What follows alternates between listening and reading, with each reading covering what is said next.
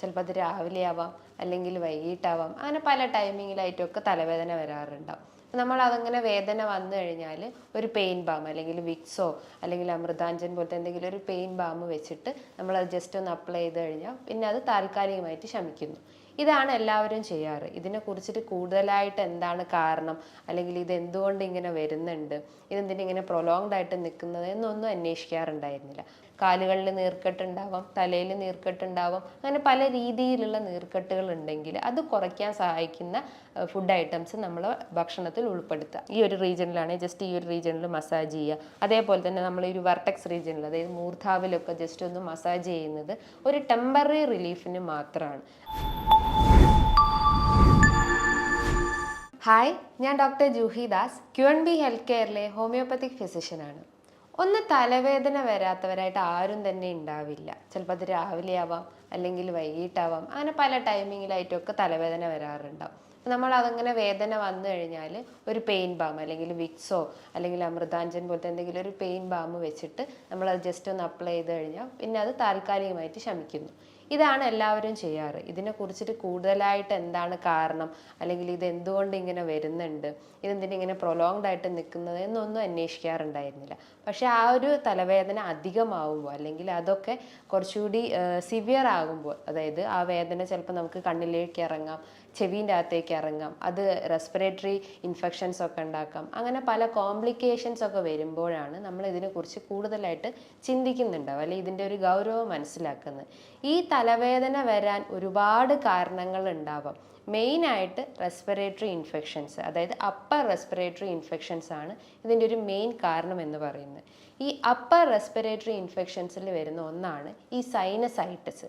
അപ്പോൾ എന്താണ് ഈ സൈനസൈറ്റിസ്, എന്തുകൊണ്ടാണ് ഈ സൈനസൈറ്റിസ് വരുന്നത്, ഇത് വന്നു കഴിഞ്ഞാൽ നമ്മുടെ ശരീരത്തിൽ പല രീതിയിലുള്ള ലക്ഷണങ്ങൾ കാണിക്കാം, ഇത് നമുക്ക് എങ്ങനെ ഡയഗ്നോസ് ചെയ്യാം, അല്ലെങ്കിൽ എങ്ങനെ ഇൻവെസ്റ്റിഗേറ്റ് ചെയ്യാം, ഇത്തരം ക്വസ്റ്റ്യൻസ് എല്ലാവർക്കും ഉണ്ടാവും.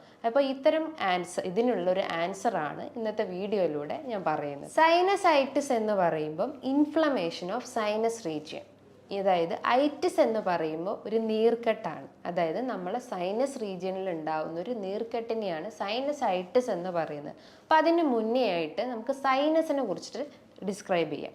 സൈനസ് എന്ന് പറയുമ്പം നമ്മളെ തലയോട്ടീൻ്റെ അകത്ത് കാണുന്ന ഒരു എയർ കാവിറ്റീസ് ആണ്, അല്ലെങ്കിൽ ഒരു വായു നിറഞ്ഞ അറകളെയാണ് ഈ സൈനസ് എന്ന് പറയുന്നത്. ഈ സൈനസ് തന്നെ 4 രീതിയിലായിട്ടാണ് നമ്മളെ തലയോട്ടീൻ്റെ അകത്തുള്ളത്. ഫ്രണ്ടൽ സൈനസ് ഉണ്ട്, മാക്സിലറി സൈനസ് ഉണ്ട്, എത്തിമോയിഡൽ സൈനസ് ഉണ്ട്, സ്ഫിനോയിഡൽ സൈനസ് ഉണ്ട്. അങ്ങനെ 4 രീതിയിലായിട്ടാണ് ഈ സൈനസ് നമ്മളെ തലയോട്ടീൻ്റെ അകത്തുള്ളത്. അപ്പോൾ ഇതിൻ്റെ അകത്ത് എന്തെങ്കിലും ഒരു ഇൻഫ്ലമേഷൻ അല്ലെങ്കിൽ ഒരു നീർക്കെട്ട് വരുമ്പോഴാണ് നമുക്ക് തലവേദനയായിട്ട് രൂപപ്പെടുന്നത്. ഈ ഒരു സൈനസിന് ഒരുപാട് ഫങ്ഷൻസ് ചെയ്യുന്നുണ്ട്. അതായത് മെയിനായിട്ട് അത് ചെയ്യുന്നത് നമ്മൾ എയർ സർക്കുലേഷൻ, നമ്മൾ ബ്രീത്ത് ചെയ്യുന്ന ഈ ഒരു ഓക്സിജൻ, കാർബൺ ഡയോക്സൈഡ്, ആ ഒരു സർക്കുലേഷൻ, എയർ സർക്കുലേഷൻ മെയിൻറ്റെയിൻ ചെയ്യുന്നത് ഈ ഒരു സൈനസ് ഏരിയാസ് ആണ്. അതോടൊപ്പം തന്നെ നമ്മളെ വോയിസ് മോഡുലേഷൻ, നമ്മളെ സൗണ്ടിനെയൊക്കെ ഒന്ന് കൺട്രോൾ ചെയ്യുന്നത് ഈ സൈനസ് ആണ്. അതോടൊപ്പം തന്നെ നമ്മളെ ഒരു വെയിറ്റ്, അതായത് ഹെഡിൻ്റെ അല്ലെങ്കിൽ ബ്രെയിനിൻ്റെ വെയിറ്റ് കൺട്രോൾ ചെയ്യുന്ന, അല്ലെങ്കിൽ ആ ഒരു പ്രഷർ കൺട്രോൾ ചെയ്യുന്നതും ഈ ഒരു സൈനസ് ഏരിയാസ് ആണ്. അപ്പം ഇതിലൊക്കെ, അല്ലെങ്കിൽ ഈ ഒരു ഫങ്ഷൻസ് ഒക്കെ ഇംപ്രോപ്പർ ആവുമ്പോഴാണ് നമുക്ക് ഈ ഒരു സൈനസൈറ്റിസിലേക്ക് അത് ലീഡ് ചെയ്യുന്നത്. അപ്പോൾ ഈ ഒരു സൈനസൈറ്റിസ് വരാൻ ഒരുപാട് കാരണങ്ങളുണ്ടെന്ന് ഞാൻ പറഞ്ഞു. അപ്പോൾ ആ ഒരു കാരണങ്ങൾ എന്തൊക്കെയാണെന്ന് നമുക്കിവിടെ ഡിസ്ക്രൈബ് ചെയ്യാം. ഫസ്റ്റായിട്ട് നമുക്ക് പറയാം, എന്തെങ്കിലും ഒരു ഇൻഫെക്ഷൻസ് പറയാം. ഇൻഫെക്ഷൻ്റെ അകത്ത് ഫംഗൽ ഇൻഫെക്ഷൻ ആവാം, ബാക്ടീരിയൽ ഇൻഫെക്ഷൻസ് ആവാം, വൈറൽ ഇൻഫെക്ഷൻസ് ആവാം. അതായത് എന്തെങ്കിലും ഒരു മൈക്രോ ഓർഗാനിസം അല്ലെങ്കിൽ എന്തെങ്കിലും ഒരു ജീവാണു നമ്മളെ ശരീരത്തിൽ കയറിക്കഴിഞ്ഞാൽ നമ്മളെ ബോഡി അതിനെതിരായിട്ട് പ്രതികരിക്കും. അപ്പം ഈ ഒരു ഇൻഫ്ലമേറ്ററി ചേഞ്ചസ് ഒക്കെ ബോഡിയിൽ കാണിച്ചെന്ന് വരാം. ബാക്ടീരിയൽ ഇൻഫെക്ഷൻസ് വരുമ്പോൾ ബാക്ടീരിയൽ ഇൻഫെക്ഷൻസ് എന്ന് പറയുമ്പോൾ അതും എന്തെങ്കിലും ഒരു മൈക്രോ ഓർഗാനിസം ആവാം. അതായത് സ്ട്രെപ്റ്റോകോക്കൽ പോലത്തെ, അല്ലെങ്കിൽ ന്യൂമോണിയ ഒക്കെ ഉണ്ടാക്കുന്ന അങ്ങനത്തെ മൈക്രോ ഓർഗാനിസം ഒക്കെയാണ് ഈ ഒരു സൈനസൈറ്റിസിൻ്റെ ഒരു കാരണം. പിന്നെ പറയുന്നത് വൈറൽ ഇൻഫെക്ഷൻ. വൈറൽ ഇൻഫെക്ഷൻ എന്ന് പറയുമ്പോൾ എന്തെങ്കിലും ഒരു വൈറസ് ആയിരിക്കാം. അതായത് കൊറോണ വൈറസ്, അല്ലെങ്കിൽ ഇൻഫ്ലുവൻസ വൈറസ്, റൈനോ വൈറസ്, അല്ലെങ്കിൽ അഡിനോ വൈറസ് പോലത്തെ വൈറസ് റിലേറ്റ് ചെയ്തിട്ടുള്ള മൈക്രോ ഓർഗാനിസം ആണെങ്കിൽ അതും ഇൻഫ്ലമേറ്ററി ചേഞ്ചസ് നമ്മുടെ ബോഡിയിൽ ഉണ്ടാക്കും, അല്ലെങ്കിൽ സൈനസൈറ്റിലേക്ക് ലീഡ് ചെയ്യും. മറ്റൊന്നാണ് ഫംഗൽ ഇൻഫെക്ഷൻ. ഇതേപോലെ തന്നെ എന്തെങ്കിലും ഒരു ഫംഗൽ റിലേറ്റ് ചെയ്തിട്ടുള്ള മൈക്രോ ഓർഗാനിസം നമ്മളെ ബോഡിയിൽ എൻ്റർ ചെയ്ത് കഴിഞ്ഞാൽ അതിനെതിരെ നമ്മളെ ബോഡി പ്രതികരിക്കും. അങ്ങനെ പ്രതികരിക്കുമ്പോഴാണ് നമുക്ക് ഇത്തരം ഇൻഫ്ലമേറ്ററി ചേഞ്ചസ് ബോഡിയിൽ ഉണ്ടാവുന്നത്. ഇതോടൊപ്പം തന്നെ എന്തെങ്കിലും മെഡിസിൻസ് നമ്മൾ ഓവറായിട്ട് എടുക്കുമ്പോൾ, എന്തെങ്കിലും ആൻറ്റി ഡിപ്രഷൻ ടാബ്ലറ്റ്സോ അല്ലെങ്കിൽ ഹൈപ്പർ ടെൻഷൻസ് ഉള്ള മെഡിസിൻസ് ഒക്കെ ഡെയിലി നമ്മൾ രാവിലെയും വൈകിട്ടും ഒക്കെ എടുക്കുന്ന ആളുകളായിരിക്കാം. അപ്പം അത്തരം ടാബ്ലറ്റ്സ് ഒക്കെ എടുക്കുമ്പോൾ അതിൻ്റെ ഒരു സൈഡ് എഫക്റ്റ് ആയിട്ടും ഇത്തരം റെസ്പിറേറ്ററി ഇൻഫെക്ഷൻസ് ആയിട്ടുള്ള സൈനസൈറ്റിസ് വരാനുള്ളൊരു ചാൻസസ് ഉണ്ട്. മറ്റൊരു കാരണം എന്ന് പറഞ്ഞു കഴിഞ്ഞാൽ നമ്മൾ കൂടുതലായിട്ട് യാത്ര ചെയ്യുമ്പോൾ, ബിക്കോസ് ആ ഒരു യാത്ര ചെയ്യുമ്പോൾ നമ്മൾ എത്രം ക്യാവിറ്റീസിലേക്ക് അല്ലെങ്കിൽ ചെവി, മൂക്ക്, കണ്ണിലേക്കൊക്കെ ഇത്രയും എയർ കൂടുതലായിട്ട് നമ്മുടെ ബോഡിയിലേക്ക് കയറുമ്പോൾ അത്തരം ഇൻഫെക്ഷൻസ് വരാം. ചിലർക്ക് ട്രാവൽ ചെയ്യുമ്പോഴേക്കും ഇത്തരം ഇൻഫെക്ഷൻസ് ഒക്കെ അധികമാവുന്നത് അല്ലെങ്കിൽ ഇത്തരം സിംറ്റംസ് ഒക്കെ അധികമാവുന്നത്. അതേപോലെ തന്നെയാണ് കുട്ടികളിൽ ഇത്തരം സൈനസൈറ്റിസ് വളരെ കോമൺ ആണ്. കാരണം എന്ന് പറഞ്ഞു കഴിഞ്ഞാൽ കുട്ടികളിൽ ഒരു കോസ് എന്ന് പറഞ്ഞു കഴിഞ്ഞാൽ നേസൽ പോളിപ്പ്, അതായത് മൂക്കിൽ എന്തെങ്കിലും എക്സ്ട്രാ ഗ്രോത്ത് ഉണ്ടാവുന്നത്. നേസൽ പോളിപ്പ് എന്ന് പറയുമ്പം ഒരു ദശ വളരുന്നതിനെയാണ് നേസൽ പോളിപ്പ് എന്ന് പറയുന്നത്. സോ എക്സ്ട്രാ ഒരു ഗ്രോത്ത് ഉണ്ടായി കഴിഞ്ഞ് കഴിഞ്ഞാൽ അവർക്ക് ഈ ഒരു സൈനസിൻ്റെ പ്രശ്നങ്ങൾ ഉണ്ടാവാം. ഈ സൈനസിൻ്റെ പ്രശ്നം കൂടാതെ തന്നെ അവർക്ക് മൂക്കടയാം, ഇടയ്ക്കിടയ്ക്ക് ജലദോഷം വരാം, തുമ്മലുണ്ടാവുന്നു, കണ്ണും മൂക്കൊക്കെ ചൊറിയുന്നു, അതേപോലെ തന്നെ രാത്രി കാലങ്ങളിൽ അവർക്ക് മൂക്കടയുന്നു, ശ്വാസം എടുക്കാൻ ബുദ്ധിമുട്ടുണ്ടാവുന്നു, ഉറക്കം ഡിസ്റ്റർബൻസ് ഉണ്ടാവുന്നു. ഇത്തരം ലക്ഷണങ്ങളാണ് നേസൽ പോളിപ്പുള്ള കുട്ടികളിൽ കാണപ്പെടുന്നത്. ഇതേപോലെ തന്നെയാണ് കുട്ടികളിൽ അഡിനോയിഡ് ഗ്രന്ഥിയിൽ ഉണ്ടാവുന്ന ഒരു നീർക്കെട്ട്, അല്ലെ അഡിനോയിഡ് ഗ്രന്ഥി അമിതമായിട്ട് വളർന്നു കഴിഞ്ഞാലും ആ ഒരു എയർ പാസേജ് അല്ലെങ്കിൽ മൂക്കിൻ്റെ ഈ ഒരു എയർ പാസേജിൽ ബ്ലോക്കേജ് ഉണ്ടാവുന്നു.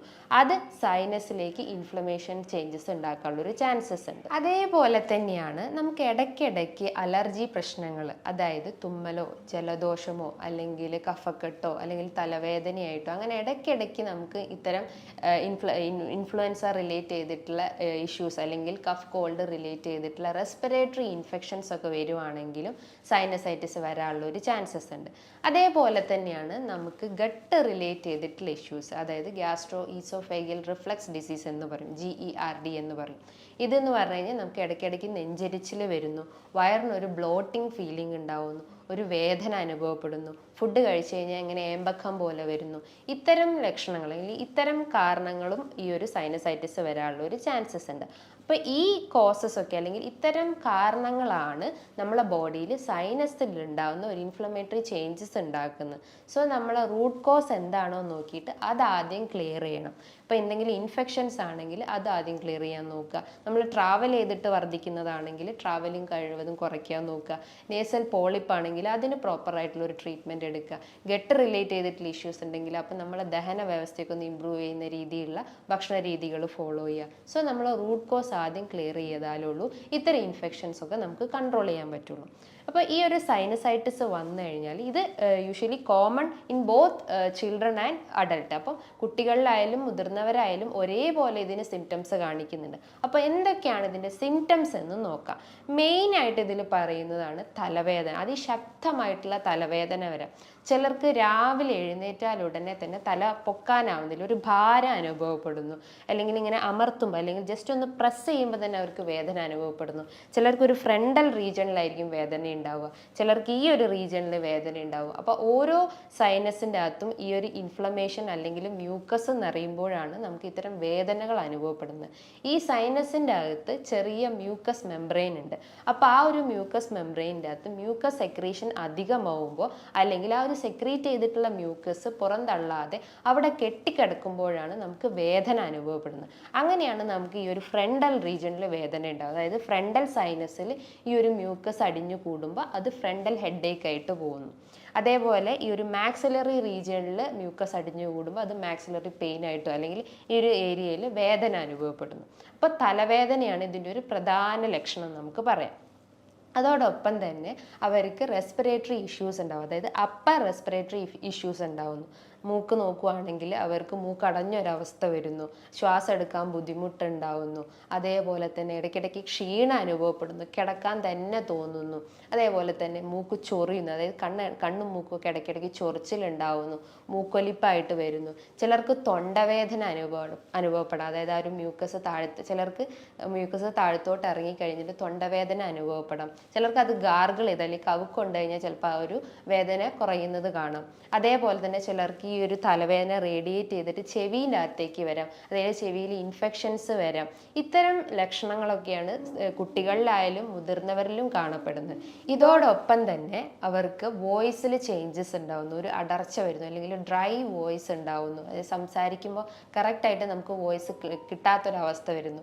ഇടയ്ക്കിടയ്ക്ക് ത്രോട്ട് ക്ലിയർ ചെയ്യുന്നു, അതായത് നമ്മൾ കഫമൊക്കെ നിറഞ്ഞ് ഇടയ്ക്കിടയ്ക്ക് ത്രോട്ട് ക്ലിയർ ചെയ്യുന്ന ഒരു ചാൻസസ് ഉണ്ട്.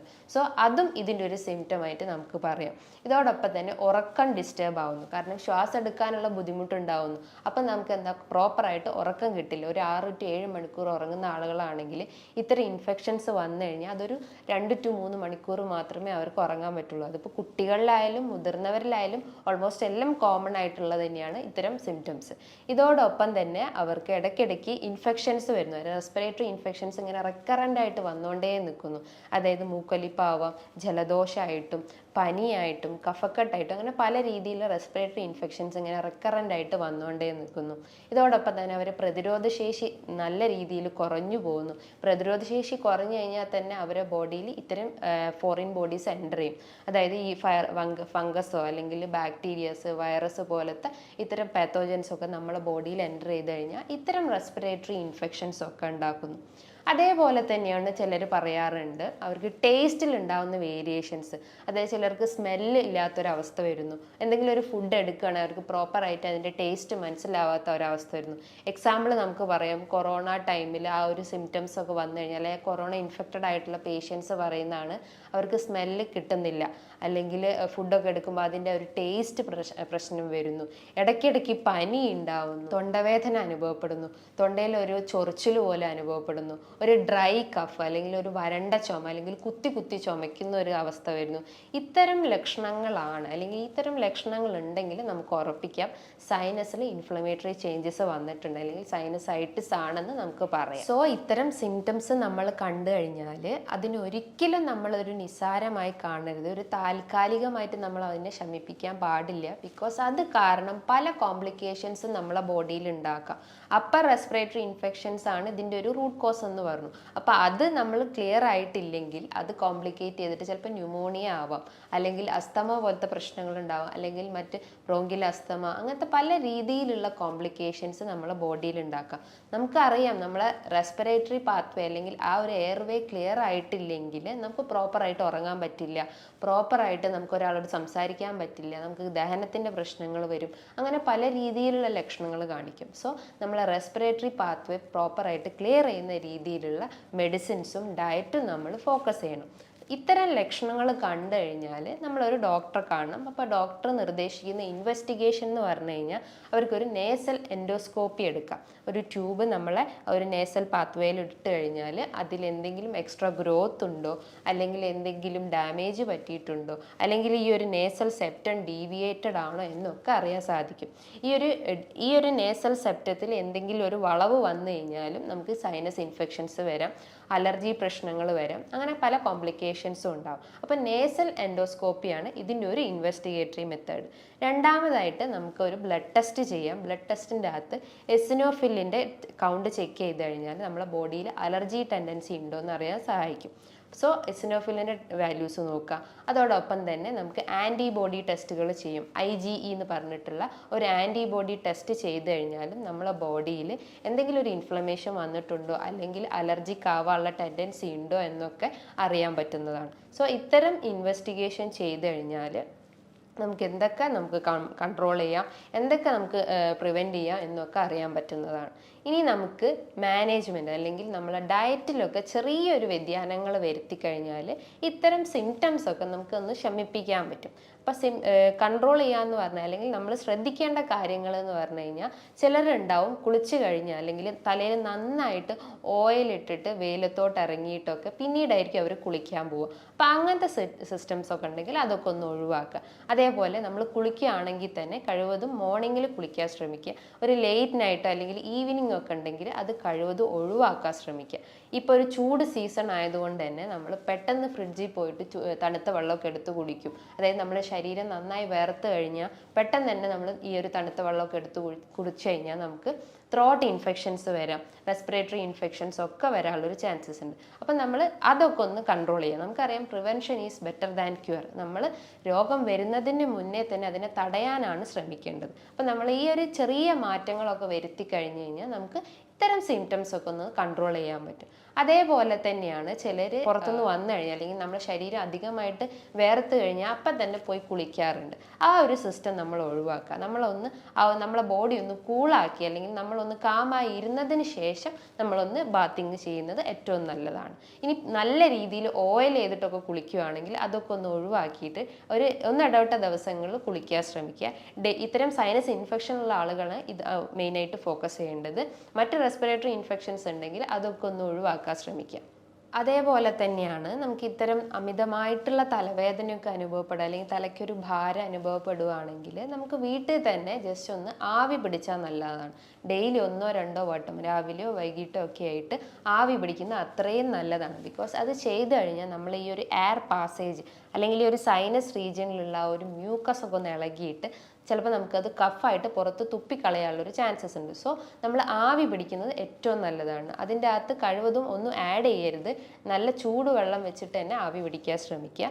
അതേപോലെ തന്നെ നമ്മളെ ഡയറ്റിൽ മെയിനായിട്ട് ഫോക്കസ് ചെയ്യേണ്ടത് ആൻറ്റി ഇൻഫ്ലമേറ്ററി ചേഞ്ചസ് വരുത്തുന്ന ഭക്ഷണ രീതികൾ കൊണ്ടുവരിക. ആൻറ്റി ഇൻഫ്ലമേറ്ററി എന്ന് പറയുമ്പം നീർക്കെട്ട് കുറയ്ക്കാൻ സഹായിക്കുന്നത്. നമുക്ക് കാലുകളിൽ നീർക്കെട്ടുണ്ടാവാം, തലയിൽ നീർക്കെട്ടുണ്ടാവാം, അങ്ങനെ പല രീതിയിലുള്ള നീർക്കെട്ടുകൾ ഉണ്ടെങ്കിൽ അത് കുറയ്ക്കാൻ സഹായിക്കുന്ന ഫുഡ് ഐറ്റംസ് നമ്മൾ ഭക്ഷണത്തിൽ ഉൾപ്പെടുത്തുക. അതായത് മഞ്ഞൾ നമുക്കെടുക്കാം. മഞ്ഞളിനകത്ത് കുർക്കുമിൻ എന്ന് പറഞ്ഞ കണ്ടന്റ് ഉണ്ട്. ഇത് നമ്മുടെ ശരീരത്തിൽ എന്തെങ്കിലും അടിഞ്ഞുകൂടി കിടക്കുന്ന ഈ ഒരു സ്വെല്ലിങ്ങിനെയും അല്ലെങ്കിൽ ഈ നീർക്കെട്ടിനെയും ഒക്കെ റെഡ്യൂസ് ചെയ്യാൻ സഹായിക്കുന്നത്. അതായത് നമ്മൾ എയർ പാസേജ് ഒക്കെ ഒന്ന് ക്ലിയർ ആക്കാൻ സഹായിക്കുന്ന. അതേപോലെ തന്നെ ഒരു ആൻറ്റി ഇൻഫ്ലമേറ്ററി പ്രോപ്പർട്ടി ഉള്ളതാണ് ജിഞ്ചർ. അതായത് അത് നമ്മളെ ഭക്ഷണത്തിൽ ഉൾപ്പെടുത്തുന്നത് ഏറ്റവും നല്ലതാണ്. അത് നമ്മളെ ദഹന വ്യവസ്ഥയൊക്കെ ഒന്ന് ഇമ്പ്രൂവ് ചെയ്യും, നല്ല ബാക്ടീരിയാസിനെ ഒന്ന് ഉൽപ്പാദിപ്പിക്കാൻ സഹായിക്കുന്നതാണ്. അതേപോലെ തന്നെയാണ് ഗാർലിക് വെച്ച് നമുക്ക് നമ്മുടെ ഡയറ്റിലൊക്കെ നമ്മൾ തോരനായിട്ടും ഉപ്പേരീൻ്റെ അകത്തും ഒക്കെ നമ്മൾ ഗാർലിക് മിക്സ് ചെയ്യുന്ന അത്രയും നല്ലതാണ്. അതേപോലെ തന്നെയാണ് വൈറ്റമിൻ സി റിച്ച് ആയിട്ടുള്ള ഫ്രൂട്ട്സും വെജിറ്റബിൾസും. ഫ്രൂട്ട്സ് നോക്കുകയാണെങ്കിൽ ഓറഞ്ച്, പപ്പായ, നെല്ലിക്ക, നമ്മുടെ നാട്ടിൽ കിട്ടുന്ന ജാമ്പക്ക, ലൗലോലിക്ക, ഇതിൻ്റെ അകത്തൊക്കെ ഒരുപാട് വൈറ്റമിൻ സി അടങ്ങിയിട്ടുണ്ട്. ഇത് കഴിച്ചു കഴിഞ്ഞാൽ നമ്മളെ ഈ ഒരു ഇൻഫ്ലമേഷൻ കുറയ്ക്കുകയും ചെയ്യും, അതോടൊപ്പം തന്നെ നമ്മളെ പ്രതിരോധശേഷി വർദ്ധിപ്പിക്കുന്നു. സ്കിന്നിനൊക്കെ എന്തെങ്കിലും ഡ്രൈനെസ്സോ അല്ലെങ്കിൽ ഒരു ഇച്ചിങ്ങോ ഒക്കെ ഉണ്ടെങ്കിൽ അതൊക്കെ ഒന്ന് ഇമ്പ്രൂവ് ചെയ്യാൻ സഹായിക്കുന്നതാണ് ഈ വൈറ്റമിൻ സി അടങ്ങിയിട്ടുള്ള ഭക്ഷണങ്ങൾ.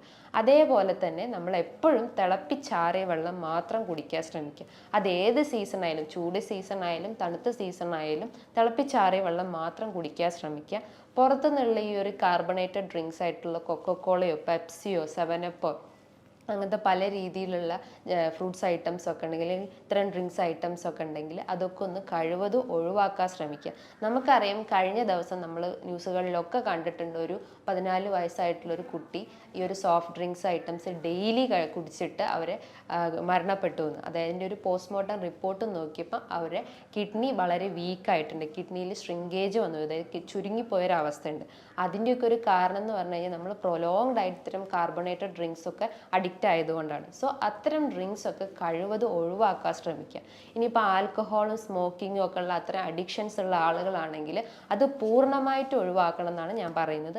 അതുമൂലം നമ്മളെ ബോഡിയിൽ പല കോംപ്ലിക്കേഷൻസും ഉണ്ടാക്കും. ഫാറ്റി ലിവർ ആണ് മെയിൻ ആയിട്ടുള്ള ഒരു കാരണം.